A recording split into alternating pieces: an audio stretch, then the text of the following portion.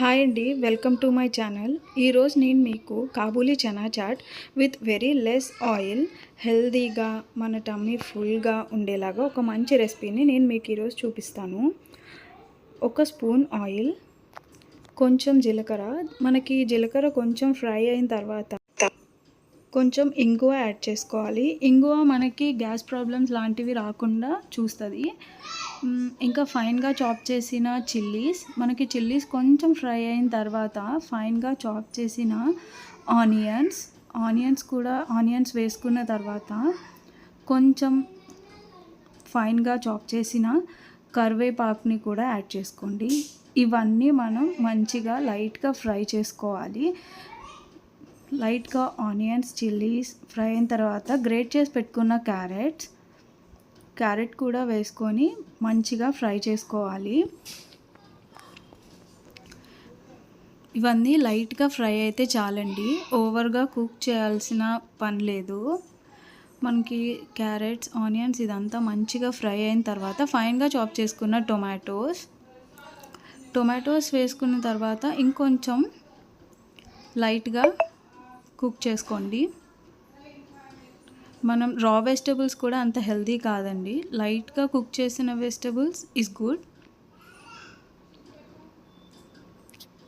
ఇదంతా మంచిగా ఫ్రై అయ్యాక కొంచెం Himalayan pink salt, normal salt అయినా యూస్ చేయొచ్చు, కొంచెం జీలకర్ర ధనియాల పొడి, కొంచెం గరం మసాలా,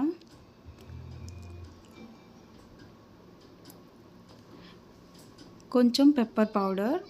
మనం తినే స్పైస్ని బట్టి యాడ్ చేసుకోవచ్చు. ఆల్రెడీ చిల్లీస్ యాడ్ చేసాం కాబట్టి కొంచెం పెప్పర్ పౌడర్ సరిపోతుంది. కొంచెం పసుపు. ఆ తర్వాత మనం బాయిల్ చేసి పెట్టుకున్న కాబూలీ చనాని వేసి మంచిగా మిక్స్ చేసుకోవాలి. ఇదంతా మంచిగా కుక్ చేసుకుంటూ కొంచెం కుక్ అయిన తర్వాత మనం లాస్ట్లో కుకుంబర్ యాడ్ చేసుకోవాలండి. చాప్ చేసుకున్న కుకుంబర్ని లాస్ట్లో యాడ్ చేసుకోవాలి. ముందే చేస్తే దాంట్లో వాటర్ అంతా ఎవాపరేట్ అయిపోయి టేస్ట్ అంతా బాగోదు. లాస్ట్లో కుకుంబర్ యాడ్ చేసుకొని కొంచెం ఫైన్గా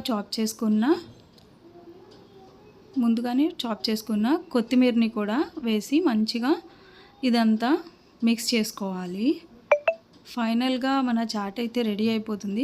లాస్ట్లో ఇదంతా మనకి మంచిగా కుక్ అయిపోయిన తర్వాత లాస్ట్లో నిమ్మరసం యాడ్ చేసుకోండి.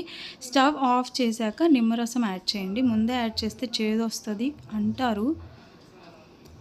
ఆఫ్ చేశాక లాస్ట్లో లెమన్ వేసిన తర్వాత మంచిగా ఇంకొకసారి మిక్స్ చేసుకొని మన చాట్ రెడీ అయిపోయిందండి. చాట్ మొత్తం ఒక బౌల్లోకి తీసుకోండి. హాట్గా సర్వ్ చేస్తేనే చాలా టేస్టీగా ఉంటుంది.